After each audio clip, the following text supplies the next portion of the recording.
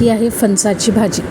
हो, अगदी पारंपरिक पद्धतीने ही फणसाची भाजी आपण केलेली, अगदी वाटण वगैरे करून. तरीसुद्धा झटपट आणि सुपर टेस्टी कशी होणार आहे ही.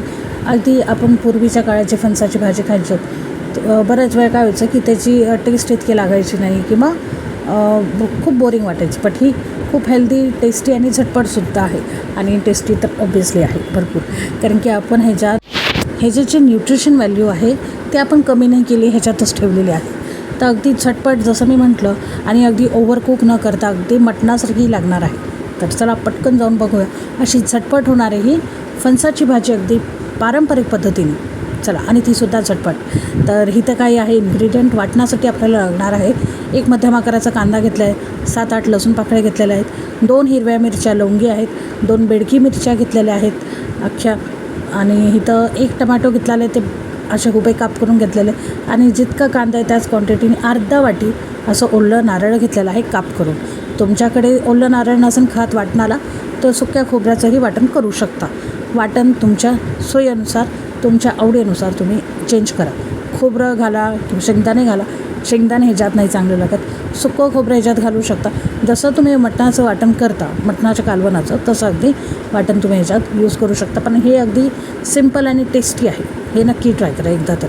आता इथं जे सुके साहित्य लागणार म्हणजे सुके मसाले ते दाखवते. पाव चमचा हळद घेतलेली, मीठ घेतले चवीनुसार अर्धा चमचा घेतले धने जिरे पावडर, तिखटवालं लाल तिखट पावडर घेतलेली अर्धा चमचा परत, आणि कांदा लसूण मसाला घेतला आहे मोठा 1 चमचा, पोह्याचा 1 चमचा, आणि त्याचा अर्धा चमचा पोह्याचा अर्धा चमचा गरम मसाला घेतलेला आहे. बस इतकंच आहे. आता तुमच्याकडे जर कांदा लसूण मसाला नसेल तर तुम्ही कोणत्याही फ्लेवरचा गरम मसाला वापरू शकता, म्हणजे छोले मसाला म्हणा, मटन मसाला म्हणा वापरू शकता. आता इथं फणस आहे काप करून घेतलेले भाजीवाल्याकडूनच, ½ kg आणलेलं, पण हे पाव किलो आहे. 2दा मी भाजी करणार आहे, ते पाव किलो आहे.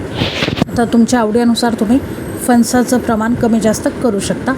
कापून आणल्यानंतर जसं त्याला हवा लागते तसा चिकटपणा त्याचा कमी होतो थोड्या वेळाने. तर मी त्याला मिठाच्या पाण्यामध्ये चोळून धुतलं आणि मग त्याला पाण्यामध्ये भिजत ठेवलं, अगदी साध्या नळाच्या पाण्यात त्याला भिजत ठेवलं करायच्या पूर्वी. आणि मग त्याला पाण्यातून काढून घेतलेलं आहे फणस ऑलरेडी. आणि मग आता इथं पॅन गरम केला, पॅनमध्ये टाकलं तेल गरम झाल्यावरती इथं टाकला कांदा आणि लसूण. हलकासा परतून घ्यायचा आपल्याला मसाला, अगदी जसं आपण पारंपरिक पद्धतीने जे वाटण करतो अगदी लालसर करतो. बरेचसे जण कांदा जो आहे तो काळाही करतात, बट इथं ते काही नाही करायचे, कारण की आपल्याला छान थिक आणि क्रीमी अशी हॉटेलसारखी, रेस्टॉरंटसारखी ग्रेव्ही करायची. तर ते हे विशेष वाटण बघा तुम्ही, की आपल्याला इथं कोणताही लाल किंवा काळा नाही करायचा कांदा, बस ट्रान्सपरंट असायला हवा कांदा. आणि जे काय आपलं साहित्य आहे म्हणजे ओलं नारळ म्हणा, टमाटा म्हणा, कांदा म्हणा, हे बस 1-2-3 मिनटं फुल गॅसवरती परतून घेतलं की असं हलकंसं गुलाबी झालं.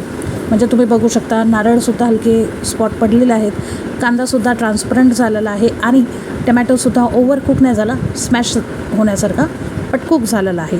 मिरची लसूण सगळं परतून घेतलेलं आहे. मसाला काढून घेतला, त्याला थंड होऊ द्यायचा आणि मग त्याचं वाटण करून घ्यायचं.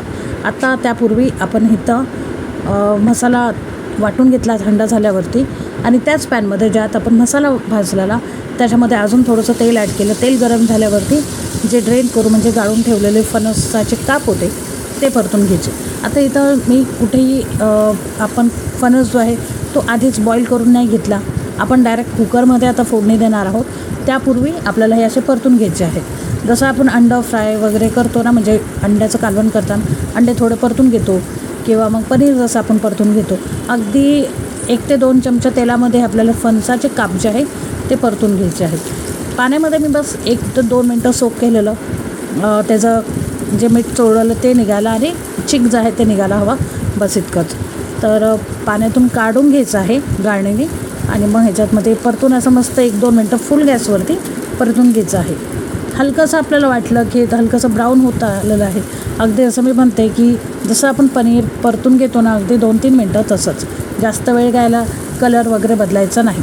एक हलकंसे वाटलं आपल्याला की परतत आलेलं आहे थोडं, म्हणजे अगदीच रॉ स्मेल ह्याचा निघायला हवा इतका. आणि हे परतून झालं की आता आपण हे बाजूला ठेवूया. जसं मी म्हणते की अगदी 2-3 मिनटं फुल गॅसवरती ह्याला परतून घ्यायचं, अलटी पलटी करून. ते थंड करायला ठेवलं. आता ते झाल्यावरती कुकर घ्यायचं आहे आपल्याला आणि कुकरमध्ये आपल्याला फोडणी द्यायची. तर कुकरचं बॉटन गरम झालं की लगेच टाकलं आपण 2 चमचे तेल. तेल गरम झाल्यावरती आपल्याला इथं टाकायचे आहेत आपले सुके मसाले. सुके मसाले म्हणजे हळद, लाल तिखट, धने जिरे पावडर, कांदा लसूण मसाला आणि गरम मसाला. आता जसं मी म्हटलं की कांदा लसूण मसाला नसेल तर जो कोणता तुमचा आवडता फ्लेवर असेल तो ॲड करू शकता. आता जे मिक्सरमध्ये वाटण आपण केलेलं भाजलेलं ते संपूर्ण ह्याच्यात घालून घ्यायचं आणि वाटताना टमॅटो त्यामुळेच टाकला की वाटणामध्ये पाणी जास्त पडायला नको आणि वाटण अगदीच अर्धवट कच्चं राहायला नको, म्हणजे जाडसळ राहायला नको. टमॅटो टाकला ना की पाणीसुद्धा कमी लागतं आणि जे वाटण आहे ते छान स्मूथ होतं वाटताना, अगदी मेण्यासारखं. तर असं मस्त बारीक वाटण आपण ह्याच्यात टाकलेलं आहे. आधी पावडर मसाले टाकले, ते छान परतून घेतले 1-2 सेकंड आणि मग वाटण टाकलं, ते सुद्धा छान परतून घेतलं आणि थोडं थोडं पाणी टाकून आपण याला जे मसाला आहे त्याला शिजून घेऊया. ऑलरेडी ते कुकच आहे पण ग्रेव्ही शिजायला हवी ना. तर मसाले आणि जे वाटण ते एकजीव झालं.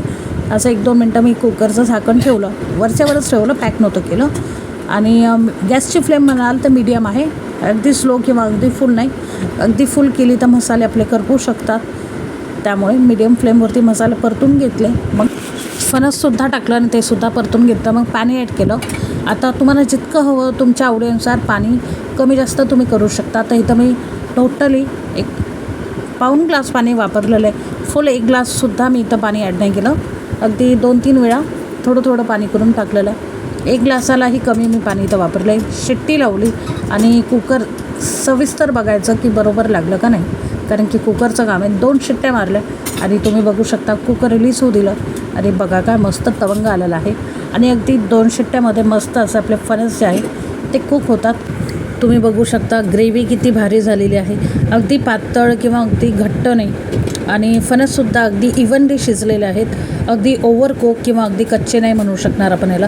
जसं आहे बघा शेवग्याच्या शेंगा ज्या असतात आपण अगदी जास्त शिट्ट्या दिल्या तर ते ओव्हर कुक होतात, तसंच फणस आरामात 2 शिट्ट्यांमध्ये मऊ शिजतं, पण अगदी म्हणजे बोट चेपेल इतकं शिजतं.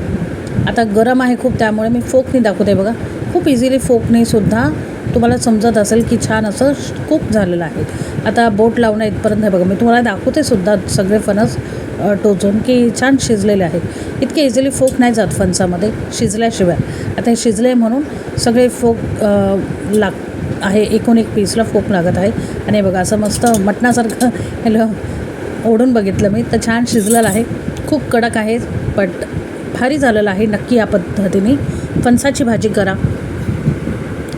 बरेचसे जण असे असतात ज्यांना ओव्हर कुक फणस नाही आवडत. जर तुम्हाला आवडत असेल तर अजून एखादी शिट्टी मारा, 3 शिट्ट्यामध्ये अगदी स्मॅश होईल असं फणस मऊसूद होईल तुमचं.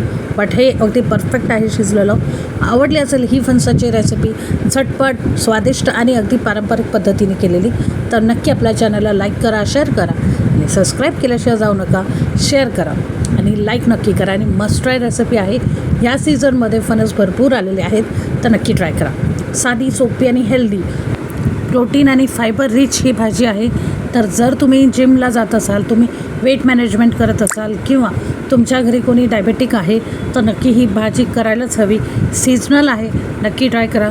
सीझनमध्ये 2-4 वेळा तरी व्हायलाच हवी. तर चला, आवडली असेल ही झटपट होणारी फणसाची भाजी तर मस्ट ट्राय रेसिपी आहे. लाईक, शेअर, सबस्क्राईब करणं सगळं करणं निःशुल्क आहे, फुकट आहे. व्हिडिओ शेवटपर्यंत बघण्यासाठी खूप खूप धन्यवाद.